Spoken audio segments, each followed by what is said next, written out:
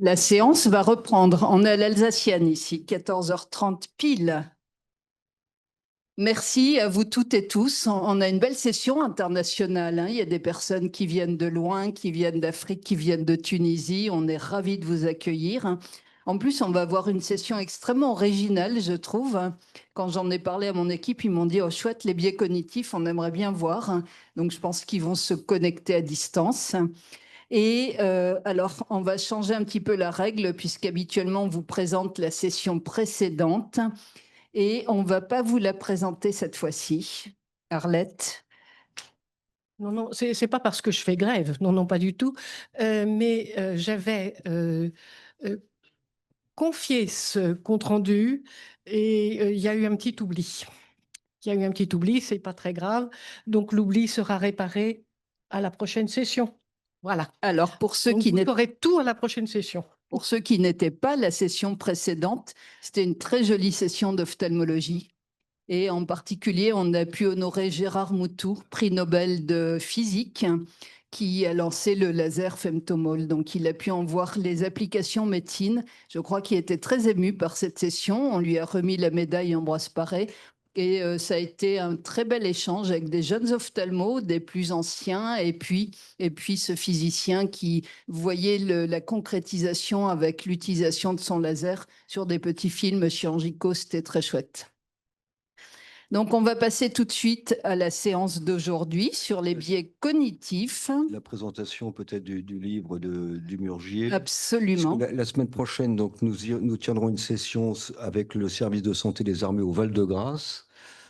Et ça tombe bien puisque René Jancovici va nous présenter un ouvrage qui a été consacré à notre collègue, le professeur Dumurgier, qui, membre de l'Académie, qui est décédé cette année d'ailleurs, hein, ou l'an dernier, cette année, oui.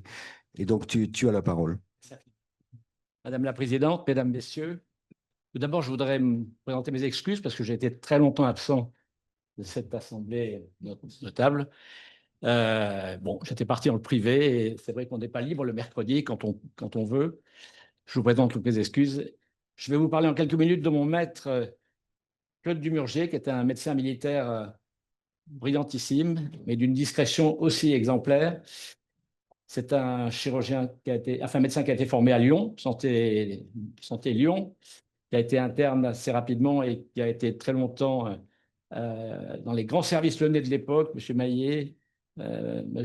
Santi, et très lié à Jacques Beaulieu, parce qu'il était interne et Jacques était à l'époque son chef de clinique.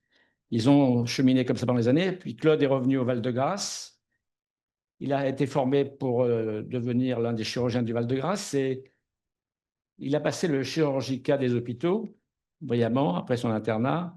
Et le premier poste qu'il a pris, contre toute attente, et en plus il en était extrêmement triste, mais il l'a pris parce qu'il était célibataire, il est parti au Tchad. Et il arrive un jour à N'Djamena pendant une accalmie.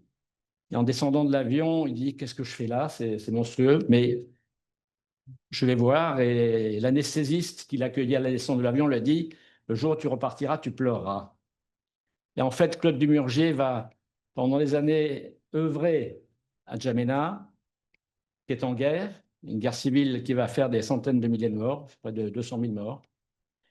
Il a été le chirurgien à la fois de Goukouni Wadai, qui était du côté libyen. Il a été surtout très lié à Hissène Habré, dont il était un ami personnel, ce qui a aussi fait que sa carrière était un peu mixte.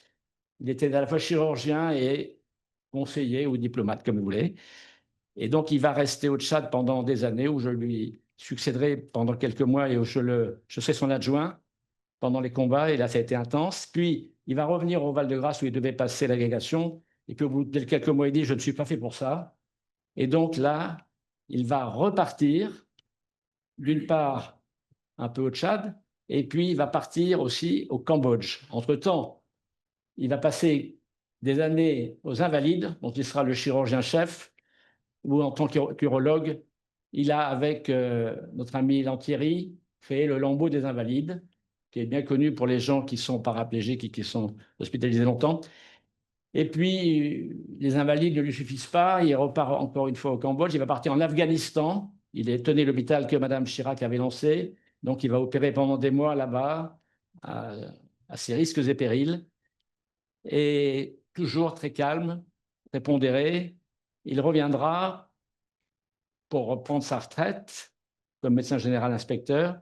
Et là, il a sillonné le monde avec son ami Ludovic Falandry, qui était un chirurgien de la marine, et sont devenus les grands spécialistes du traitement de la fistule vésico-vaginale, qui est ce drame de l'Afrique que vous connaissez pour sans doute beaucoup, qui font ces jeunes femmes de 14 ans, mais qui ont été prégnantes et qui donc ont un véritable cloaque et qui sont donc marginalisées, qui se suicident, qui terminent abominablement. Et donc pendant des années, il a œuvré et il a même participé à la formation du prix Nobel qui venait de la République du Congo, qui est venu vous faire une conférence à l'Académie de médecine, avec lequel il était extrêmement lié. Voilà, je voulais vous dire qu'un livre a été écrit par Étienne de la Rochère, qui était le fils d'un ambassadeur, et vous pourrez trouver maintenant cet ouvrage. Je tenais à vous remercier.